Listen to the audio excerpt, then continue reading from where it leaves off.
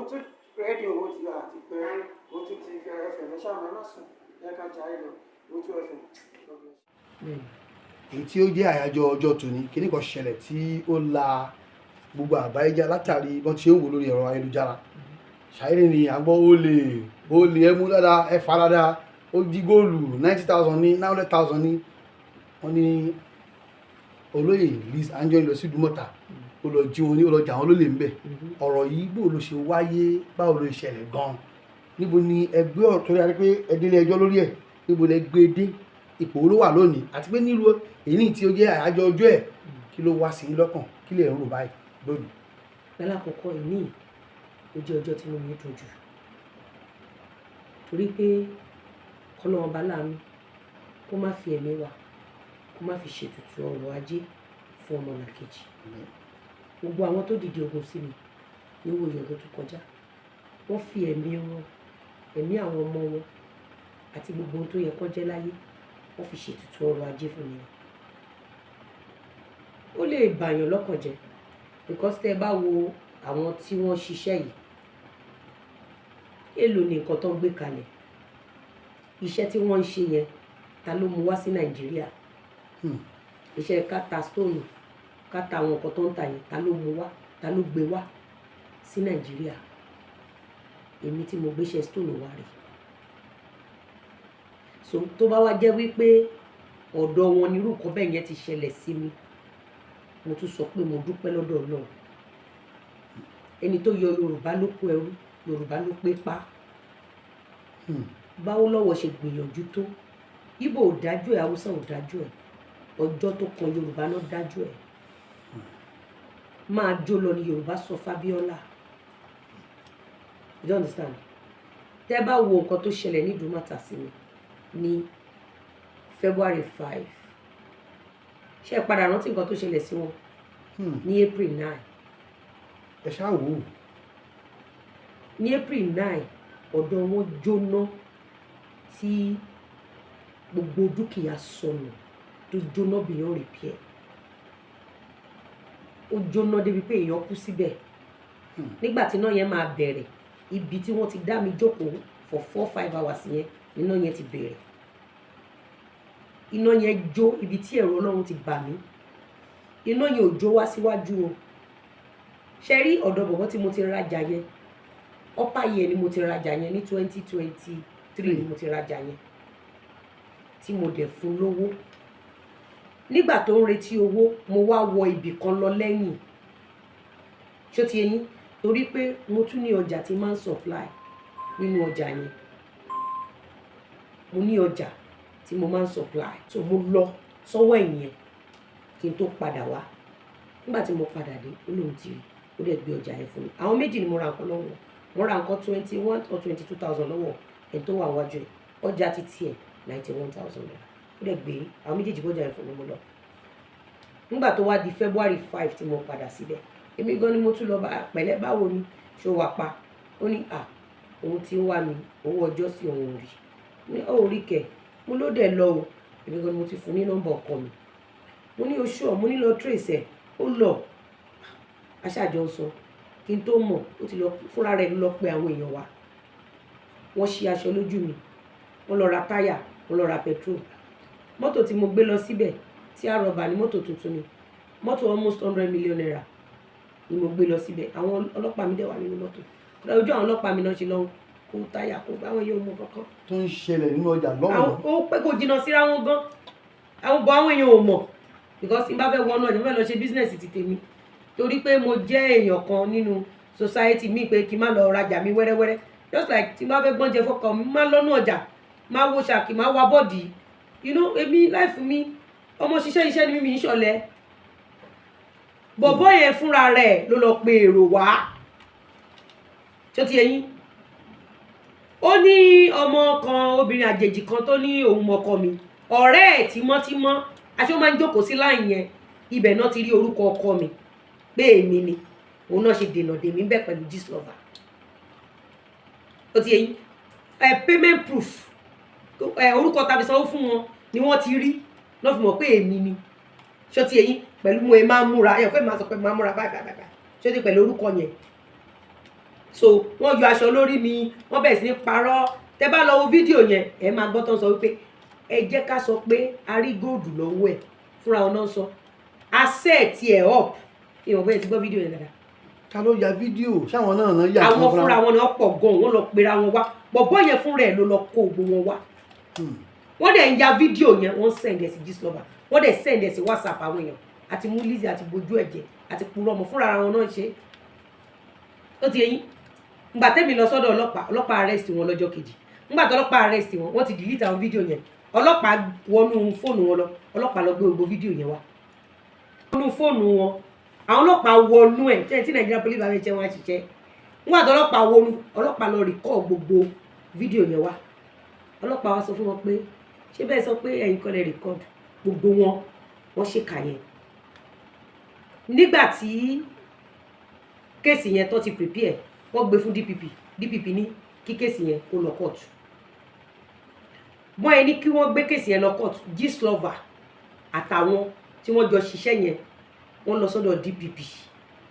torí ohun tá a dúró fún ni wípé ẹni because bọ̀bọ́ yẹn nígbà tá à ń fa wàhálà yẹn níjọ́ yẹn ọkọ mi send 100,000 naira sí pé tó bá ti rí owó alákọ̀ọ́kọ́ ó lè send 100,000 yẹn tí kò bá dẹ̀ rò owó alákọ̀ọ́kọ́ ó jẹ́ kí àwọn mọ̀ but àwọn send owó adẹ̀ fi fóònù tèmi tún wá kú tẹ bá wo fídíò yẹn mo sọ pé ẹ bá mi charge fóònù mi ẹ bá mi charge fóònù mi wọ́n ṣáà dúró wọ́n fẹ́ dáná sun mí ó dà aláàjì lọ Àbújá aláàjì ti board aláàjì láti bọ́ lẹ́nu flight aláàjì drive láti airport wá wọ́n ń dúró dọwọ́ alẹ́ láti ṣe mí níbi wọ́n tún wá sọ pé kí n dìde àwọn kan ní kò ní kúrò bí àwọn kan ní kí ni ó máa lọ ẹ dìde jàre mo wá rí wọn tó ń yín mú síra wọn lẹ́yìn di ẹ máa lọ jàre ẹ máa lọ mo ní lọ bá mi pe ọlọ́pàá mi wà nù mọ́tò tí mi ò bá rọ́lọ́pàá mi ò ní dìde ń bí wọn ọlọ́pàá mi wọ́n ní kí n dìde tí kì í kún àlà nǹkan mọ́ mi lórí ọ̀kan sáré bò mí kan já mi sí òwò. fídíò yìí wà online now wọ́n wá sáré lọ sọ́dọ̀ DPP Lagos State a lọ sí sitting kìíní sitting kejì sitting kẹta ló yẹ kí wọ́n lọ invite ẹni tó kọ́kọ́ gbowó àkọ́kọ́ wá bóyá rọ ni bóyá òótọ́ ni àbí láàrin sitting kìíní ìkejì kẹta wọ́n dẹ̀ lọ bá Lagos State DPP dẹ̀ yọ kéèsì yẹn kó ní kóòtù láti lè cover wọn up ìbẹ̀lẹ̀ tí máa mọ̀ pé set up ni tí kò bá kí n ṣe set up kí ló mú DPP yọrù kéèsì yẹn kúrò ní kóòtù kí ló dé tí DPP ò ṣe lè jẹ́ ká rí ẹni tó gbowó àkọ́kọ́ kí ni interest àwọn tó ṣiṣẹ́ yẹn bí ìwà bí kí ni ẹ ṣe ṣẹlẹ̀ níjọ́ yẹn Gistlover ní mo ṣe fake transfer mo ṣe reverse transfer mo lọ jí gold wọ́n sọ wípé gold yẹn wọ́n ba lára mi níbo náà ti ń ta gold àwọn tó ń ta trimis àwọn yẹn ló ra gold láyé wọn wọ́n ṣe gbogbo wàhálà yẹn nígbà tí mo ti rọ́wọ́ tó ń gbé tí mo rí ọwọ́ tó ń gbé ní kóòtù mo dẹ̀ padà sílùú mi ẹ mọ̀ pé ìlú tí mo ti wá olè ni wọ́n kọ̀ jù láyé ibi tí mo ti ṣe kékeré pínísí lọ́dọ̀ ìyá mi wọ́n ń jalè nílùú wa wọ́n ń jalè wọn ò dẹ̀ ń gba kọ́bọ̀ tó bá ti di pé wọ́n jí nǹkan mo dẹ̀ padà sílùú mi mo dẹ̀ lọ wá gold yẹn wọ́n ní reverse transfer mo wà wọ́n ní fake transfer mo wà mo dẹ̀ lọ bíbélì àti kùránù náà la gbójúlé a dẹ̀ fi wá a dẹ̀ wá ẹ má gbàgbé pé February 5 ní kinní yẹn ṣẹlẹ̀ láàrin ọjà yẹn April 4 ní birthday mi àbíbẹ̀kọ 4 + 5 kí ló fún wa 9 April 9 níná dáhùn bẹ́ẹ̀. orí ló jà ní àbẹ́mi ní ká pè é. Kùránì àti bíbélì náà ló máa jẹ ìta agbójúlé ẹ náà òun ló máa jẹ òun ló fi jẹ́ wípé ilé ayé yìí má bá èèyàn báyé èèyàn jẹ́ àwọn tó ń ta trimis níbẹ̀ yẹn àwọn tí wọ́n kígbe olè lé mi lórí ṣé ẹ mọyé irú wọn tí mo ti rán ní school ṣé ẹ mọyé irú wọn tí mo ti ràn lọ́wọ́ ṣé ẹ mọyé irú wọn tí mo ti empower ṣé ẹ mọyé irú wọn tí mo ti ṣe dáadáa fún ohun tí wọ́n ṣe láàrin ọjà yẹn signal wo ló sẹ́lẹ̀ sí society jungle justice ni wọ́n fẹ́ ṣe ni wọ́n ṣe ni ẹ̀kọ́ fẹ́ ṣe wọ́n ti ṣe already ṣe bọ́jà yẹn ní ọba àbọ́jà yẹn ò lọ́ba àbí ọba tó wà lọ́jà yẹn ò mọ̀ pé ó ní ohun tó yẹ kóun ṣe. àwọn ìyá lọ́jà àbá lọ́jà. àti ìyá lọ́jà àti bàbá lọ́jà àti ọba tó wà nínú ọjà yẹn ṣé wọn mọ̀ wípé àwọn ti jẹ wọn mọ̀ pé àwọn ti ṣe nǹkan tí yẹ kó ṣe. ṣé rí àìbọ̀wọ̀ fágbà ni ò jẹ́ kó káyé rójú kí mo sọ fún yín bọ̀dá mi eléyìí ò ń ṣọ̀rọ̀ muslim ni mi christian ni àwọn tó ṣiṣẹ́ yẹn fún mi mùsùlùmí ni gbogbo wọn wọn ọlọ́run bojú wọn jẹ́ bìyàn rìpì ẹ̀ torí ọlọ́run ò sí lẹ́yìn alábòsí bíbélì ní fi ti késárì fún alukóra ni ẹ má bú wọn tẹ́ ẹ bá bú wọn wọ́n bú wa ẹ má bú tí wọ́n gbójúlé bẹ́ẹ̀ bá bú tó ń gbójúlé wọ́n á bú tẹ́ ẹ gbójúlé you don't understand wọ́n commit èèwọ̀ níbẹ̀ yẹn wọ́n dẹ̀ bí fún àwọn lè jẹ lọ àwọn tí wọ́n kígbe olè lé mi lórí èèlò ní ṣọ́ọ̀bù wọn ok ẹ jẹ́ ká sọ pé ọ̀tá mi lọ ṣe ẹ dẹ̀ ṣí ojú mi ẹ bá Lizzy Anjorin bá a bá kọ rere mọ́ wọn tó bá jẹ́ mi ni àǹtí mi ẹ̀yin ni ẹ wá ń bí ẹ kọ fún mi fóònù nọ́mbà yìí mi ti wà ókè ìjọ òní ká wá kí yín lọ́fíìsì àbí bọ́n ṣe kọ́ wa nílẹ̀ Yorùbá kọ́ nìyẹn but Gistlover àtàwọn ìyá ẹ sábọ́ọ̀dù ohun tí wọ́n sọ ilẹ̀ Yorùbá dì òun ni kọ́tẹ́rì tó ṣẹlẹ̀. kálukú ni photographer kálukú ni cameraman. any little thing nǹkan tó ṣe yẹn ó jẹ wọn lógún ju gbèsè ayé ọmọ wọn lọ ohun tí mo mọ̀ ni pé kò sẹ́dá tó lọ́wọ́ nínú ohun tó ṣẹlẹ̀ ní Tom Jones ní February 5 àdàbí tí mi ò bá sanwó àdàbí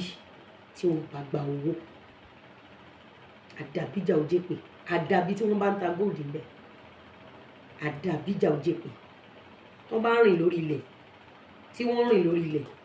kò sí kankan tó máa scot free nínú wọn tọmọtọmọ wọn bẹ́ẹ̀ ni mo sọ. àìpẹ́ gbọ́dọ̀ lé kóòtù bó ni wọ́n á tì sí báyìí. ọlọ́pàá ló gbé lọ kóòtù DPP ní pé kán fi wọ́n lẹ̀ pé ohun tó ń ṣe yẹn ó dáa pé bọ́n yẹn ṣe yẹn gangan ló dáa eva tán bá tún rí mi ń jọ mi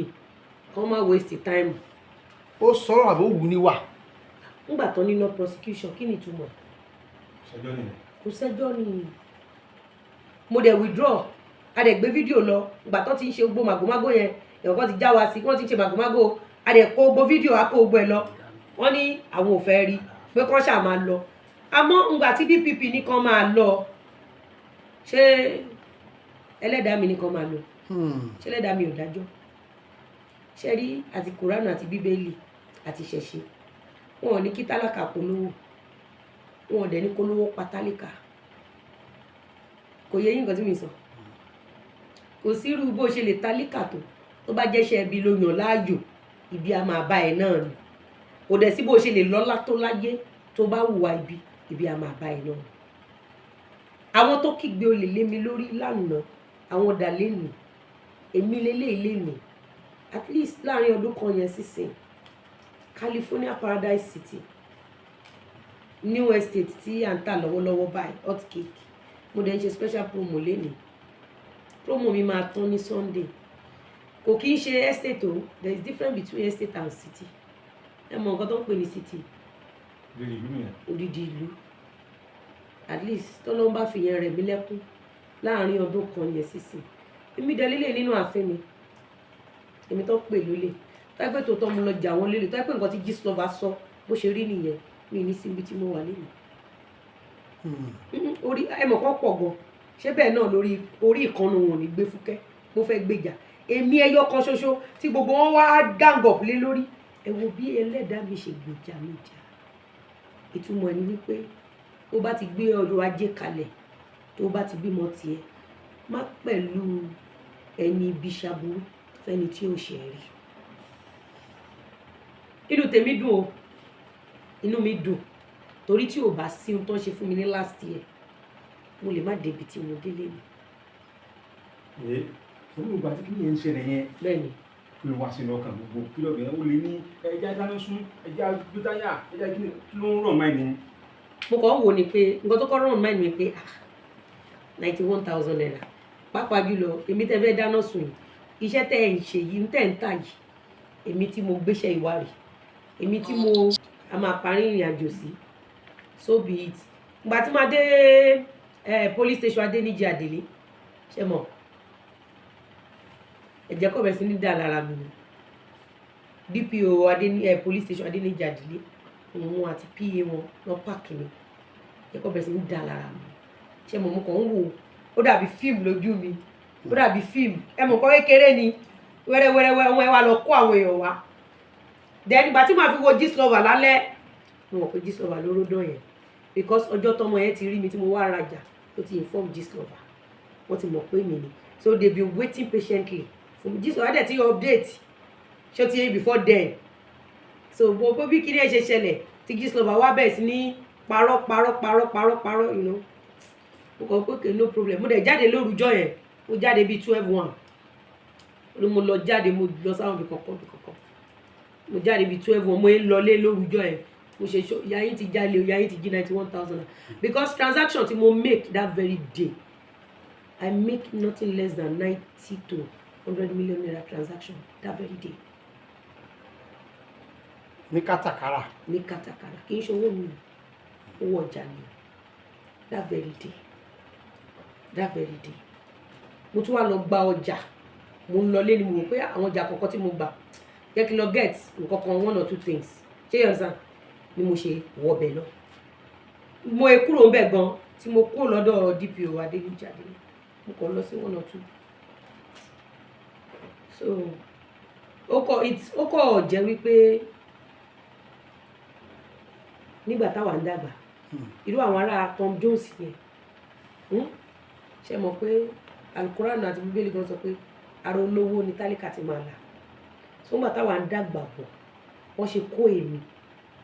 wọ́n pè mí mo ṣí ojú Lizzy Anjorin ó jẹ́ 90 million gan àǹtí mi ẹ̀yin ni ẹ máa bọ̀ mi tí ẹ mọ̀ pé yìí ẹ fún mi ládírẹ́sì yìí ẹ fún mi fún nọ́mbà yìí màá wá rí yín lọ́fíìsì láàárọ̀ ọ̀la àbí àǹtí mi owó ọjọ́ ẹ̀ mi rí o oyoyoya ẹ bá mi fòdó 4 sí mo ti dọmọ yín ẹ máa gbà mí tọ́ o ìyẹn ni nígbà tí ayé ṣì wà ayé ti dáyé social media ń sìn ẹ bèè lọ́wọ́ àwọn ará Tom Jones ẹ pé ṣọ́ pàdé mi rí ṣọ́ mọ̀ mi rí ẹ bèè lọ́wọ́ pé nǹkan tó ń ṣe fún mi kí lè rí wọn kí náà ti dà láti gbà yìí èmi tó ń ṣàbúrú fún bí kí n kú lọ́jọ́ náà lọ èmi rè pa àwọn ọ̀dà àwọn ti kú àwọn nìkan dẹ̀kọ́ náà máa jẹyà yẹn tọmọtọmọ wọn ni tìran wọn kódà wọ́n ti gbèpè torí wípé òòṣà tó ń bá wa wá góòlù wọn yẹn àti reverse transfer àti fake transfer yẹn gbéyàn bá kígbe olè wọ́n bá wọn àkọ́ kí náà máa fi wà iṣẹ́ àlàlà nìkan Ìjẹ̀bú ló máa ń lọ àìlàlà. àwọn Oǹdó ni. ṣé Oǹdó ló ń lọ àìlàlà àwọn Ìjẹ̀bú máa ń lo Agẹmọ àwa ní táwa náà máa ń lo Olùwà ní àwọn ń jalè lọ́dọ̀ wa. wọ́n lè pè ní Bíbélì àti Kùránì lẹ́ẹ̀kan. Bíbélì àti Kùránì wọ́n ń jalè á dẹ̀ wá. sọ́ọ̀ṣì ń wá báyìí náà. ó máa wà hàn ní wá kíni ó máa wá. tán bá túbá kọ́ pé kò rí bẹ́ẹ̀ o. túbá wọ́n padà túbá èké lọ́jọ́ kẹta lẹ́yìn tó túbá èké ní February 8 or February 9 ṣé ńgbà tó di April 9 ọjọ́ tó túbá èké wọ́n ṣe kí ni ẹ ní February 5 ó dáa pé February 6 or 7 náà lọ arrest wọn February 7 or 8 Lizzy ò jalè o nǹkan tó ẹ̀kọ́ ti ṣe láàárọ̀ ọjọ́ kejì ńgbà tó ọlọ́pàá ṣẹ̀ wá ń kó wọn Lizzy ò jalè o kẹsàmà wa ni Lizzy ò jalè Lizzy ò jalè mo wò wọ́n báyìí yá ó mà ṣe o ẹni tí ò ní irú ẹni ò lè mọ iye. ẹ tún lo kòfó style ni. Lizzy ò jalè kẹsàmà wa ni kò jalè wọ́n ń ṣe bẹ́ẹ̀ mo wo gbogbo wọn báyìí èmi ọmọ ẹ ó dànjọ́ Lizzy ò jalè o gbà tó dẹ̀ di April 9 ńgbà tó di April 9 ló bá di ẹ̀yin ìjọba wa ìrànlọ́wọ́ ò lẹ fẹ́ ṣe fún wa ńgbà tójú tiwọn náà bó ńgbà tíjọba fẹ́ ṣe ìrànlọ́wọ́ fún mi ṣe bọ́n lọ sọ́dọ̀ DPP wọ́n boycott ìjọba a ní orí làbá bọ àbá fòrìṣà sílẹ̀ sáré wọn ṣaagùn. orí làbá bọ ká fòrìṣà sílẹ̀ ńgbà tó di April 9 April 10 tíbẹ̀ jó April 9 níbẹ̀ jó àtúmọ̀ di April 9 April 10 ó di gọ́vnà wa kí lẹ fẹ́ ṣe fún wa ẹ mú ohun tí ẹ̀dá kan tó ti fi gbogbo ayé ẹ̀ ṣe ń tó ṣe fún mi ń tan Jones yẹn gbogbo ohun tí mo fayé mi ṣiṣẹ́ fún náà ń láàrin ìṣẹ́jú kan yẹn gbogbo àìsàn àìwó mi ìlàkàkà mi ìkiri àmàlà ìkiri ráìsì solon completed building lọ́fọ̀ọ́sẹ̀ ní máa 12 òun náà ń gégé láàrin ìjẹ́jú kan nù Tom Jones yẹn yóò bá sọ Ọlọ́run tó kọ́ ilé náà. the name. n tó mú mi òbó péjúṣẹ́ lọ òbó péjúṣẹ́ lọ orúkọ rere la fi tà á. ìyá mọ̀ kó péjú iṣẹ́ lọ. ìyá mọ̀ orúkọ rere ìyá mi fún mi ní òkú pé máa jẹ́yàn lọ́la pé tí bá dẹ̀ jẹ́yàn ohun tí n bá ṣe nísìn nọ́mbà àfi hàn tì mí. Yes kò easy iṣẹ́ ṣíṣe ò easy tá bá wá rí ọ̀dọ́ ọmọbìnrin tó ń ṣiṣẹ́ kò bá yín taṣẹ́wó kò bá yín rìn dé òru kò bá yín kò tẹ̀lé lọ klọ́ọ̀bù kò bá yín kọ́ rẹ̀ because Gistlover ṣáàfẹ́ fi pa ń wa lọ́rẹ̀ tipátipá. tá a ní Gistlover. Gistlover ní Gistlover mọ́ra ẹ̀ èyí tí mo kàn mọ̀ ni pé ẹ̀dákẹ́dá tó wà láyé tó jẹ́ pé orúkọ ẹ gbọ́dọ̀ pop níbi táyé ti ń bàjẹ́ níbi tí gbéyàwó ti ń dàrú níbi tá a ti ń gbé orí aláìṣẹ̀lẹ̀ ẹ̀wọ̀n níbi tá a ti ń gbé orí ẹyẹ tí ò jalè tá a ti ń pè lólè torúkọ ẹ dẹ̀ ń pop irú ẹni bẹ́ẹ̀ bá bí gbọ́ ọmọ láyé mọ sàárè gbogbo àwọn ọmọ ẹ̀kọ́ tó kù láyé ẹ̀ẹ́sìkẹ́ oríjàjò ògùn lọ bàbá mi Tom Jones ìkóòdùmọ̀tà lẹ́yìn ìgbà tó ti kígbe olè lé mi lórí àwọn ọgbọ́n mọ̀ wọ́n mọ̀ lára. wọ́n mọ̀ bàbá mi wọ́n dẹ̀ ṣẹ̀ṣẹ̀ bẹ̀rẹ̀ because èmi kọ́ ni báǹkì èmi kọ́ ni network èmi kọ́ ni ìjọba táyé pé gbà tá à ń gbowó rìn kiri ni a lè di 10 million sára lọ àárín ọjà báǹkì ni ò fún wa lówó mọ́ nígbà tí mò ń kiri àmàlà bàbá mi ń jalè nígbà tí mò ń gbé lọ́n kọ̀mpútà bìrì tójò máa pa èmi àti màmá mi tá a máa fi láìlọ́n borí tí èkóló àtijọ́ máa rìn lẹ́sẹ̀ wa lóru tó jẹ́ pé inú àgbàrá la máa gbẹ́sẹ̀ sí mi ò jalè mi ò ní history pé mo sá kúrò lè mi ò ní history rape you don't understand gbogbo yín mọ̀ mí gbogbo yín tẹ dúró yìí ìmí ti mọ̀ mí over 15-20 years nínú film industry ẹ fún mi ní club tí máa ń ná dáadáa ṣẹ́ni tí ò kí ń lọ club ẹni tí ò kí ń kọ́ rẹ̀ ṣé òun ló fẹ́ lọ jí 90,000 tó bá tẹ̀ ní 900 million or 9 billion àṣìwò pé òkè bóyá ó yíwè wọ́n ti gbègún tọmọtọmọ wọn no kó má jẹ́ mi náà ṣe fún kó má jẹ́ mi gan náà ṣe fún no jungle justice all because of Gistlover olórí burúkú ẹ̀ ọdún tó kọjá lọ tó kọ pé mo jalè ààrí ń ta mọ́ báyìí ààrí Gistlover mọ́ ministry tí Gistlover dárí sọ mí kí ló ṣẹlẹ̀ sí ìyẹn sábọ́ọ̀dù bó ṣe ya wèrè bí màá lójú kan tó nígbà tẹ́mi àti àjọ wọn yájà gidi ìyẹn sábọ́ọ̀dù ti jẹ́mtù bí okó òkú kò tí lọ́wọ́ bí lọ́jọ́ kò sí orí yàtọ̀ sórí ó lè lórí ọba jẹ́ ó lè lórí ìjòyè ó lè jórí ọmọ òkókó lálóhùn ò ní gbà á dẹ̀ dájọ́ gbígbóná burúkú fún yín ẹ lọ wo ohun tí iná ṣe fún Tom Jones ibi tẹ́rọ náà ti bà mí jù ní wípé ibi tán ti kígbe olè lé mi lórí níná yẹn ti bẹ̀rẹ̀ guess what iná yẹn tẹ̀ tọpasẹ̀ gbogbo ibi tí mo lọ tí mo fi padà wá sọ́dọ̀ bọ̀bọ̀ yẹn jáde ibi tẹ́rọ náà ti bà mí nù mo sympathize pẹ̀lú àwọn innocent souls wọ́n forí kó ń bẹ̀ mo sympathize pẹ̀lú wọn from the depth of my heart wọ́n ní tá a bá bẹ torí ara wọn òun ló fi jẹ́ wípé àìbọ̀wọ̀ fágbà ni ò jẹ́ káyé ó ní ohun tó fi pilẹ̀ ọjà tọ́jà bá tán àwọn pàtẹ́pàtẹ́ tó wà ń bẹ̀ ńkọ́ ẹ̀jẹ̀ wà láàrin yẹn wọ́n ti gbẹ̀jẹ̀ èèyàn sáàrin yẹn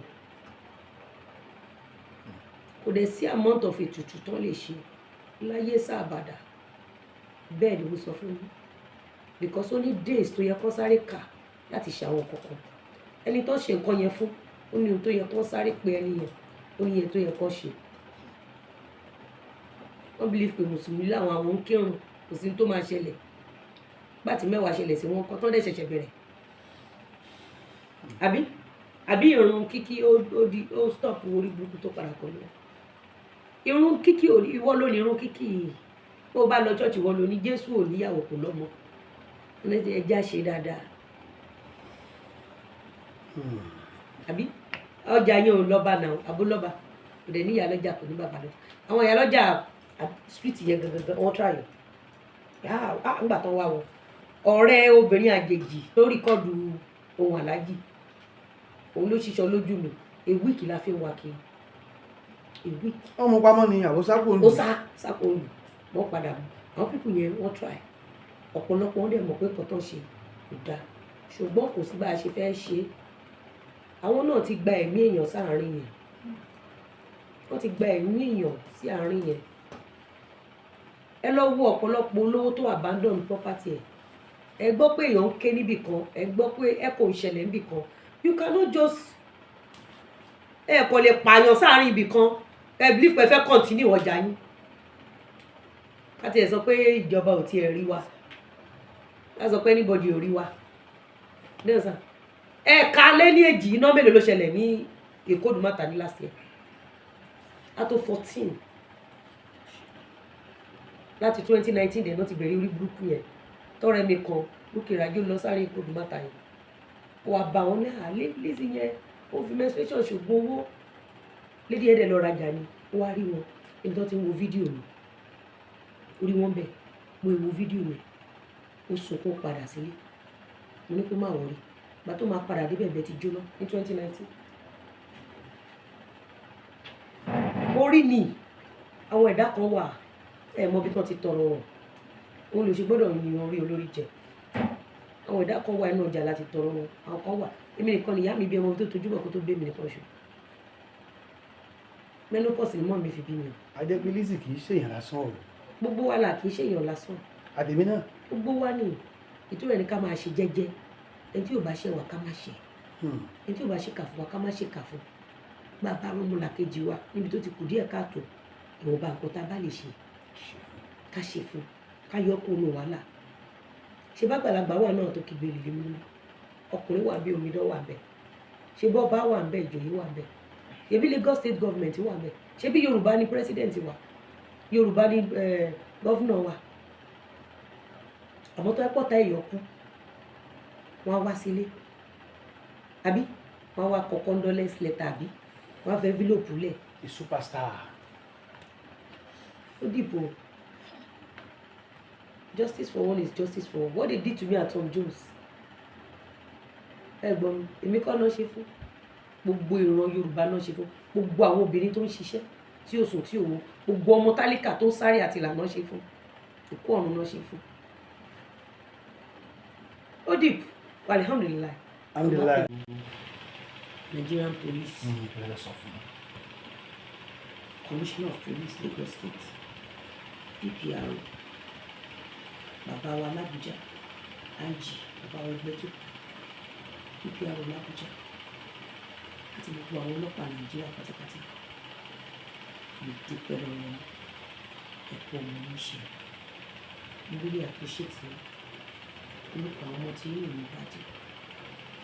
because tó bá pè é kí orúkọ mi kò sí nǹkan tá a fẹ́ ṣe sílẹ̀ ṣùgbọ́n ẹ fẹ́ ìtàlẹ̀ yìí láti ṣètọ́rọ̀ investigations ẹ̀rẹ̀ kí orúkọ mi fún mi lọ́wọ́ ẹ ṣe mo dúpẹ́ mo tún dúpẹ́ lẹ́ẹ̀kan sí ẹ ṣe mo pé kí orúkọ mi Olùdùmátà anybody tó bá pè mí lórúkọ mi mo lẹ́tọ̀ọ́ àti gbé mi lẹ́jọ́ àwọn tó ti pè mí mo lẹ́tọ̀ọ́ àti gbé mi lẹ́jọ́ ọlọ́pàá fàdé evidence so mo tún dúpẹ́ lẹ́ẹ̀kan sí fún pé ẹ̀rọ orúkọ pọ̀ ọjọ́ tí mo ti ń fa àwọn òyìnbó jẹun fọlọ́wọ́ mi I'm over 40 years in business mi ò lu jìbìtì mi ò dé police station mi ò dé kóòtù mi lórí business ìgbésí ayé mi mo ń talẹ̀ mo ń talé mo ń tajọ́ ìrìn mo ń taṣọ mi ò fẹsẹ̀ kan police station mi torí pé ilé rẹ mo ti bí mi àwọn èèyàn rẹ ló bí mi ìyá dáadáa ó dẹ̀ tọ̀ mí mo kí n jó gbó lọ́kùnrin tèmi mi ì dẹ̀bi jẹ́ láíláí torí ohun tá a bá fọ ọmọ ẹni ṣiṣẹ́ fún mo pẹ́ lọ́wọ́ ẹ̀yìn. Thank you so much. Thanks for watching. Kindly subscribe to our YouTube channel, Owutu FM Lagos. Bye.